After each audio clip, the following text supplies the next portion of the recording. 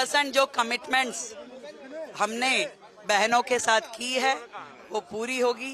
8 मार्च का दिन जो बहनों के लिए दिया गया है उनके खातों में उनकी जो आर्थिक मदद है वो जरूर पहुंचेगी। देखिए, मेरे दिल्ली के लिए 2 प्राथमिकताएं हैं। पहली प्राथमिकता जो दिल्ली से के लिए हमने कमिटमेंट्स की हैं अपनी सरकार की ओर से, उन सारी कमिटमेंट्स को पूरा करना।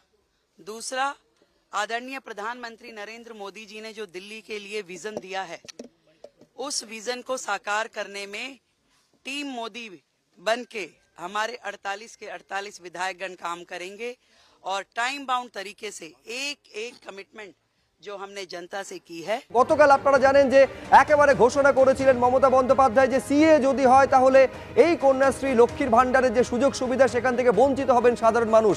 আজকে শুভেন্দু অধিকারী বলছেন যে তারা যদি ক্ষমতায় আসেন, অর্থাৎ বিজেপি ক্ষমতায় এলে এই লক্ষ্মীর ভান্ডারের অঙ্ক 3 গুণ করে দেওয়া হবে, 3000 করে তারা পাবেন, এই ঘোষণা করছেন বিরোধী দলনেতা শুভেন্দু অধিকারী। আজকে রানাঘাটে সভা ছিল যেখান থেকে এই ঘোষণা করতে দেখা গেল শুভেন্দু অধিকারীকে যে সরকারি সুবিধা থেকে কেউ বঞ্চিত হবেন না, বরং যে ঘোষণা করেছেন এর আগে মমতা বন্দ্যোপাধ্যায় যে 500 টাকাটা বাড়িয়ে 1000 টাকা করা হবে, সেই 1000 টাকাটা 3 গুণ বাড়িয়ে 3000 টাকা করে দেওয়ার কথা ঘোষণা করছেন আজকে বিরোধী দলনেতা শুভেন্দু অধিকারী, তারা যদি ক্ষমতায় আসেন।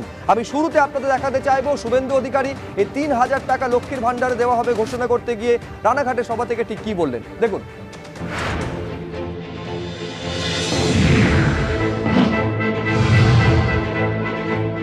নিশ্চিন্তে থাকুন, এই আইন কারো নাগরিকত্ব কেড়ে নেওয়ার আইন নয়। এই আইন মতুয়া সমাজ পিয়ার ঠাকুরের লড়াইকে সমর্থন করার আইন। একজনেরও কারোর কোনো ক্ষতি হবে না। এই মিথ্যাবাদী মমতা ব্যানার্জি চরম মিথ্যাবাদী। এই মিথ্যাবাদী মমতা ব্যানার্জির কথায় পা দেবেন না।